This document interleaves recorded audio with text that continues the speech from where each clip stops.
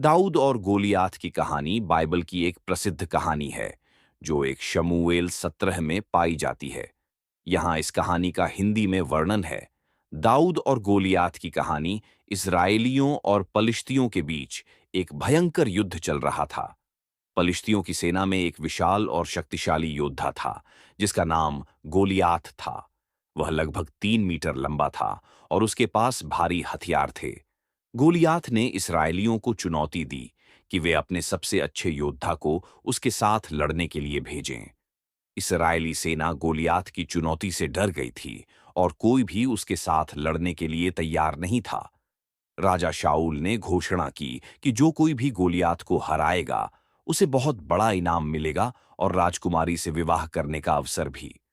दाऊद, जो एक चरवाहा था और राजा शाऊल के दरबार में संगीत बजाने आता था, ने गोलियात को चुनौती देने का फैसला किया। दाऊद के भाइयों ने उसका मजाक उड़ाया, लेकिन दाऊद ने कहा कि उसने भेड़ों की रखवाली करते समय शेर और भालू को मारा था और वह परमेश्वर पर भरोसा करता है।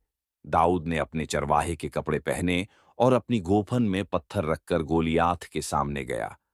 गोलियात ने दाऊद का मजाक उड़ाया, लेकिन दाऊद ने कहा, तू तलवार, भाला और कटार लेकर मेरे पास आता है, परंतु मैं तेरे पास इज़राइल की सेनाओं के परमेश्वर यहोवा के नाम से आता हूं।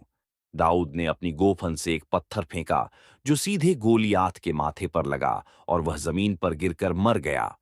इस्राएली सेना ने पलिश्तियों पर हमला किया और उन्हें भगा दिया।